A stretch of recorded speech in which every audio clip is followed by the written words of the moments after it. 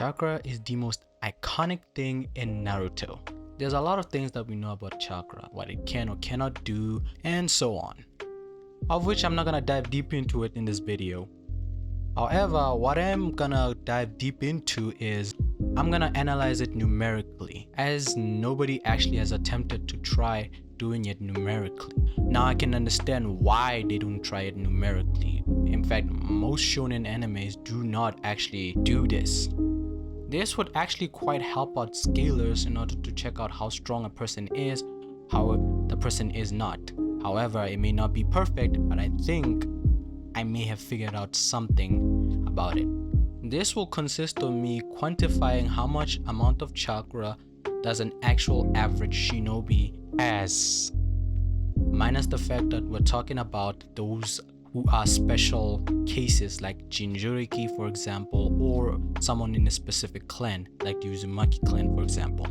Naruto itself doesn't actually quite explain it either, so because this strategy itself may actually be useful, however it's impractical if you think about it. I can give you a sole example. Remember Dragon Ball? Yeah, right after Dragon Ball Z hit up, we had power level. We were introduced to power levels actually, if I remember correctly. And when power level showed up, it actually became a thing up until the Android arcs, if I'm not mistaken. The real reason why it actually never stuck to it is because the late great Akira Toriyama sensei didn't actually want to keep it around because it was pretty much inconvenient and it was spiraling out of control. I'm not quite sure if Kishimoto actually tried to avoid it because of this incident or otherwise, because I don't have any records of him saying this or that on the internet. If you do, can you please tell me, because I do not know if he has ever said it or has not said it. Now, what do I mean by saying quantifying chakra? Diluting the amount of chakra a normal shinobi has into numbers so that we could have a deeper understanding. Like I said, it may not be perfect, but at least it might give us a bigger picture. Before I continue, I would like to welcome those who plan on picking apart my video or using it as reference or even debunking it, as a matter of fact, because the more information that comes in, the better, so that we can actually increase our understanding in this topic. So I welcome you to do whatever you like. Things may be incorrect or things may be inaccurate. However the case, I am not perfect, I'm simply human, and this is based on what I think. So what made this video possible was actually a simple question. How come Konohamaru can make 1,000 clones and Boruto can only max out at 4? Until I realized that he can only make 2 against the Naraka path. Because what I actually saw was in a filler episode. Then another question popped up. How much chakra does a shadow clone use? And then there's another question. What is actually the average chakra level of an average shinobi? Thus, here we are. So my investigation started. The first thing I needed to know is how many people can do the shadow clone jutsu. They are, of course, Tobirama, the creator of the jutsu, Naruto, who basically spams it, Kakashi, and I'm not actually gonna count the whole the great Naruto bridge that happened in the Land of Waves. That was actually a bluff. Konohamaru, as we established, Kiba once in the war, even though it was one, Boruto, and even Sasuke at one point when he was flexing, I guess, and Kawaki. This list is actually the canon run. I'm not quite sure about the whole Kiba thing because I haven't actually read the manga that much, and the only part of the manga I started reading was the Two Blue Vortex, so I'm sorry if I actually did, if I actually put some inaccurate stuff, so you can debunk it here if you want. But I'm just gonna put him for keepsakes to make the list a little bit bigger. Okay, now with this list, it's kind of actually difficult to actually move on to the next step, because like 90% of this list are pretty much monsters, and my scaling is gonna actually be tipped off a bit. So I need to go a bit smaller. So I think I'm gonna narrow it down to using Boruto here, because he's pretty much the easy one. And keep in mind, I'm using Boruto pre-Momoshiki battle, pre-Two Blue Vortex battle, and pre-Karma battle, or whatever comes first. Just normal plain Boruto. We got a subject. Now for the jutsu. We know the shadow clone jutsu splits your chakra evenly, so this defines as 50%, kinda. That means one clone is 50%, two clones is 25%, and so on and so forth. And I'm going to mix it up to 4 clones. So that means it's going to be 20% split between him and his clones. Initially, I thought the shadow clone jutsu needed a minimum amount of chakra, and then the clones would actually inherit like 20 or 25% or whatever the split of your chakra is, until I actually dived deep and I thought I saw I was wrong. Now we got the solid background, and now I'm going to back to what I actually thought initially. However, even though I was wrong on how the clone jutsu works, there is something I actually got right. It's the amount of chakra needed to activate the jutsu. So in this, I'm going to call this one a threshold. So even though chakra is going to be split into different bodies and clones, it actually still needs a specific amount of threshold. Don't believe me? Well, that's how ninjutsu actually kind of works, and genjutsu. I'm not sure about taijutsu, but that's how both ninjutsu and genjutsu work. The only proof I have is I can go back to Tobirama. Remember at the 4th grade ninja war when Tobirama actually used shadow clones and he only could do 2 clones? Well, the reason is because he was actually maintaining the barrier while he did the shadow clone jutsu, which actually dropped his chakra usage to a down low, so he could only manage 2 clones. This means that there's a certain threshold of you need to have how much chakra in order to make a specific amount of clones. Okay, and not to beat on a dead horse, but remember that time when Lady Chiyo tried to revive Gaara? He didn't have enough chakra because she used that chakra. And Naruto actually helped out with his own chakra. That's how it is. Basically, that jutsu could not work because she did not have enough chakra. This means that the shadow clone jutsu works the same as other jutsus do. I'm not gonna point out the whole Sasuke thing in the final valley fight. Also, I'm not even gonna add stamina and all of that. This is gonna be squarely on chakra, when stamina itself is actually I'm not gonna add it because it's gonna make everything much more complicated than it used to. So I'm just gonna make it as simple as possible. We can add it on in the future. So we set up the grounds. We got a subject, we got a jutsu, we got the threshold in order to solve, right?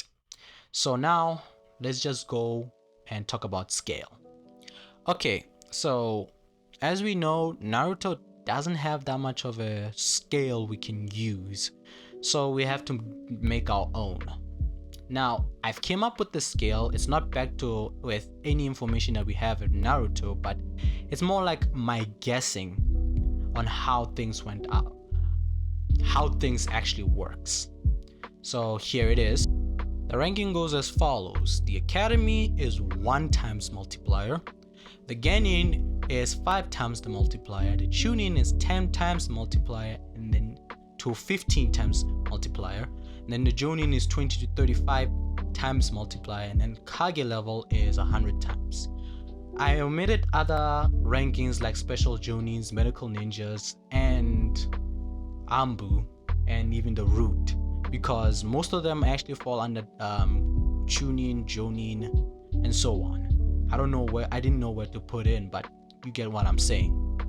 However, this is literally the best I could add. I didn't even add the Sanin because I think they're Kage level, so yeah.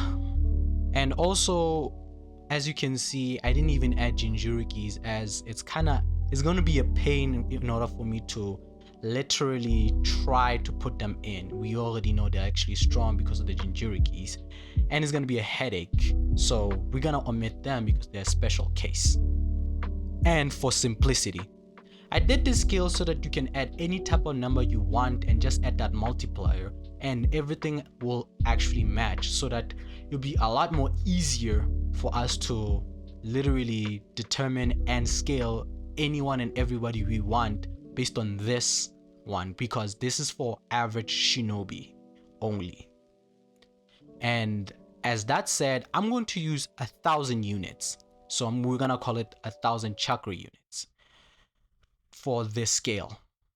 Note, if you're a Dragon Ball fan, this does not mean that Academy Naruto is stronger than Kid Goku. This is just a local scale for the shinobi world. Do not use this to actually try to represent what happens in Dragon Ball. Have I made myself clear? I hope I did. Just keep this scale in Dragon Ball basis, no other verses. Please. Thank you. Alright, where were we? Right. Well, since Boruto was Boruto in his quiet era, I'm just gonna give him around 5,000 plus minus. And that, ladies and gentlemen, will mean that the split is right around 1,250. While thinking about it, I forgot to mention another thing. It's called chakra control. And yeah, it does play a big fat role into this one, so I might as well just talk about it. The reason why it's a consideration was, as Ebisu said, how effectively you can use amount of chakra, meaning the greater your chakra control, the less you waste. And also, this does not mean that you would use less chakra to pull off a jutsu. Just wanted to put that one off, so continuing. Since Boruto's a smart kid, and I don't even think that she's gonna be like Sakura or even Sasuke, I'd say his chakra control is not that good. It's not that bad actually, so I'll just give him around 27%, because I feel like it's not too low or too high, and it's kind of, random. So yeah, let's just stick with 27%. With that, we can actually subtract it from that to 1,250 to get roughly 912.5, which lead him to do strategies like, I don't know, something like Boruto Stream or Walk on Water. That one is gonna depend. So in my guess, I think walking on water or on trees or something else is gonna take around, I don't know, 50 units per hour or something like that, because I don't know, it doesn't need that much chakra to use that one. It's just that it needs more control. Probably 50 units per hour or even more or less. I'm not quite sure. This one is just me spitballing in my own logic. But when you talk about the aforementioned threshold, this one is going to be a bit tricky, as we quite do not have the base on how much chakra is needed to activate Shadow Clone Jutsu. The only base we have is characters actually pulling the technique. So using Boruto for example, he can actually pull it off when he was an academy student, which is quite impressive, not gonna lie. So I think I can use that as a basis. So just to give him some sort of leeway, I'm gonna say when he was in academy, he could max out 3 shadow clones, but he uses 2.5, but he almost always uses 2 clones. So here we can assume that he was around 2.5, so that I could just give him a little bit of leeway here and there. And remember, again, what's more impressive is Shadow Clone Jutsu is actually a B rank jutsu. Remember that. that would give him 2,500 units of chakra, give or take. And when we add the divide with his clone, that's 1,250 units. And then subtracting chakra control, that will give him more or less 912.5. And with 3 clones, it's 608.33. So that would mean the threshold is right around 800. So I'm just gonna round off and round down everything and just give it 800. So now I have solved the question. Based on our findings, we managed to check how much chakra an average shinobi has based on this multiplier sheet, and we managed to even solve how much chakra does a shadow clone take, which is 800. So then we can use this thing for future stuff. It's like, I don't know, probably checking out how much the Rasengan goes, but I'm not gonna go deep into that video. My whole point was, how much does a shadow clone take? With all that said, thank you so much for watching, and I'll see you in the next one. Peace.